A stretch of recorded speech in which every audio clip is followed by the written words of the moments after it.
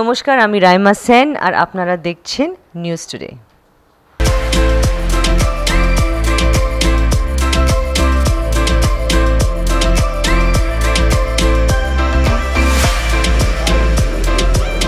আজকের সমস্ত ইলেকট্রনিক্স এবং প্রিন্ট মিডিয়া সকল সাংবাদিক বন্ধু এবং মিডিয়া সবাইকে আমাদের ওয়েস্ট বেঙ্গল কোল্ড স্টোরেজ অ্যাসোসিয়েশনের তরফ থেকে এখানে ওয়েলকাম জানাই এবং আমাদের ধন্যবাদ জানাই আজকের এই প্রেস মিটে আমাদের আসার জন্য। আজ আমরা এখানে যে অ্যাকচুয়ালি প্রেস মিটটা করতে এসেছি, সেটা সবথেকে বড় ব্যাপার হচ্ছে আমাদের ইন্ডাস্ট্রির আজকের দেশে কী পজিশনটা আছে। কারণ আপনারা জানেন এবছরে আমাদের কোল্ড স্টোরেজে থেকে যে মাল নিকাশি আলু যে বেরোচ্ছে, সেই আলু বেরোনোর ওপরে কিছু বিধিনিষেধ আরোপ আছে। বাইরের রাজ্যে আলু যাওয়ার ওপরে বিধিনিষেধ কিছু আছে। এর ফলে আমাদের দেখছি আমরা কোল্ড স্টোরেজ থেকে বিশেষ করে বাঁকুড়া জেলা, মেদিনীপুর জেলা, হুগলি, গোঘাট ব্লক, আরামবাগ এবং বর্ধমান জেলার গুসকরা, মেমারি, এদিক থেকে কিছু আলু, বেশ কিছু আলু স্টকে রয়ে গেছে। এইখানে গত 28শে নভেম্বর থেকে রাজ্যে বিধিনিষেধ আছে অন্য রাজ্যে আলু যাওয়ার জন্য। সেখানে আমাদের যে স্টক এখনো পর্যন্ত আজকের ডেটে যে স্টক হয়ে আছে, আমরা খুব চিন্তিত এই স্টকটা কিভাবে বেরোবে। কারণ আমাদের রাজ্যের যে আলু লাগে আর আজকের ডেটে যে স্টক আমাদের আছে, এই স্টকটা যদি বাইরের রাজ্যে একটা সিস্টেম করে যদি না বার করা হয়, কিছু যদি রিলিজ না হয়, তাহলে আমরা ভাবছি যে আমাদের যেখানে সরকার বাহাদুর এই ডিসেম্বর মাসে 31 তারিখ মতো লাস্ট ডেট আছে, আপনারা জানেন, যেটা আমাদের এমনি নর্মালি 30শে নভেম্বর পর্যন্ত ডেট হয়, কিন্তু সরকার এটাকে আরও 1 মাস এক্সটেনশন দিয়েছে এবং সেটা 30শে ডিসেম্বর পর্যন্ত আমাদেরকে বর্ধিত করেছে টাইম। কিন্তু এই 30শে ডিসেম্বরের মধ্যে এই আলু কিন্তু খালি হবে না। ফলে আমরা খুবই ভয়ে আছি, বিশেষ করে বাঁকুড়া, মেদিনীপুর জেলা, ওখানে সব থেকে বেশি স্টক। কারণ ওই জেলার আলুটা আমাদের কলকাতা বা আমাদের পশ্চিমবাংলার এদিকে আলুটা খুবই কম লাগে, ওটা বাইরের রাজ্যেই চলে যায় এবং এইভাবেই বিগত দিনে হয়ে আসছে এবং সেটা যায় কম স্টোরগুলো খালি হয়, কারণ আমাদের এখানে এত আলু লাগে না।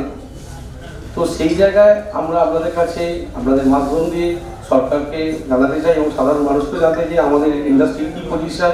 আমরা গত শুক্রবার দিন লিখিতভাবে দপ্তরে, আমার এগ্রিকালচার মার্কেটিং ডিপার্টমেন্ট দপ্তরে মাননীয় বেচারাম মান্না মহাশয়কে লিখিত দিয়েছি, এগ্রিকালচার ডিপার্টমেন্টাল সেক্রেটারিকে দিয়েছি, চিফ সেক্রেটারি সাহেবকে দিয়েছি। আমরা লিখিত আমাদের অনুভব হচ্ছে, আলুর যা স্টক আছে, ইন্ডাস্ট্রির যা পজিশান আছে, আগামী দিন ইন্ডাস্ট্রিকে রেডি করে নেক্সট কামিং সিজনে আমরা রেডি করার জন্য যে সমস্যাগুলো আমরা দেখতে পাচ্ছি, আমরা কিন্তু ওনাদের লিখিত দিয়েছি। তো সেইটার ব্যাপারে ওনারা দেখবেন বলেছেন, কিন্তু এখনও পর্যন্ত সদুত্তর বা এফেক্ট আমরা মার্কেটে পড়তে পারিনি বা বাইরের রাজ্যে যাওয়ার ক্ষেত্রে কিন্তু কোনো শিথিল হয়নি যেভাবে। এরপরে কিন্তু আমরা দেখতে পাচ্ছি এই 15 দিন প্রতি 7 দিন অন্তর মার্কেটিং দপ্তরে আমাদের রিটার্ন দিতে হয় কত স্টক আছে, সেটা আমরা এই 15 তারিখ যাওয়ার পর আমরা দেখছি মাত্র 2 লাখ মেট্রিক টন আলু বেরিয়েছে, যেখানে 6,10,000 মেট্রিক টন আলু নিয়ে ঢুকেছে। 15 দিনে যদি 2 লাখ নিয়ে বেরোয়, তাহলে এখনও 4,10,000 আলু মেট্রিক টন আছে। এই আলুটা কিন্তু ক্লিয়ার হবে না ডিসেম্বরে। আমরা ভীত সন্তুষ্ট যে 2 লাখ মেট্রিক টন যদি 15 দিনে বেরোয়, তা আগামী 15 দিনের বাদে তো এটা 2 লাখ বেরোবেই না। তার কারণ নতুন সবজি আসছে, নতুন আলু আসবে, তাহলে আলুর স্টকটা কিন্তু অনেক রয়ে যাবে। ওয়েস্ট বেঙ্গলে বেরোনো যেটা সেটাই বেরোচ্ছে, কিন্তু ওয়েস্ট বেঙ্গলে কিন্তু বাকি আলুটা তো বাইরে যায়, রাজ্যে যাওয়ার কথা।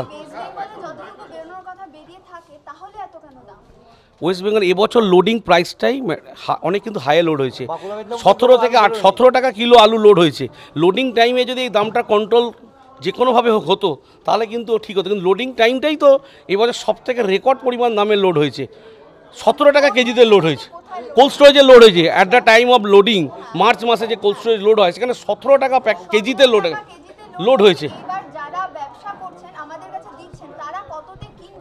আমাদের আজকের ডেটে কোল্ড স্টোরেজ গেট প্রাইস 25 থেকে 27 টাকা কেজি আছে। এটা হচ্ছে যে কোয়ালিটি আমাদের কলকাতা বা আমাদের আশপাশগুলো উত্তর 24 পরগনা, দক্ষিণ 24 পরগনা, হুগলি যায়।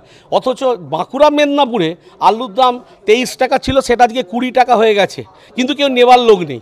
আমরা সরকারকে বলছি, আপনি আলুটা কিনুন 20 টাকা করে, 23 টাকা করে নেন, আপনারা সাধারণ মানুষকে দেন, কিন্তু ওই আলুটাকে নিয়ে যাচ্ছে না।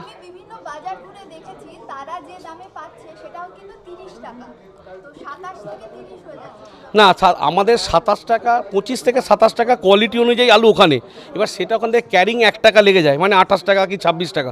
এবার মাঝখানে তো 1-2 জন থাকে, সেটা তো আমাদের পার্ট নয়। আমরা কোল্ড স্টোরেজ গেট যে কী প্রাইস কী হচ্ছে সেটা আমরা রিপোর্ট আমাদের দিতে পারি, সরকারকেও দিই, কিন্তু মাঝখানে যে ট্রেডটা হচ্ছে এই ট্রেডটার সঙ্গে আমাদের অ্যাসোসিয়েশন বা আমাদের ট্রেড যুক্ত নয়, আমাদের হচ্ছে সংরক্ষণ।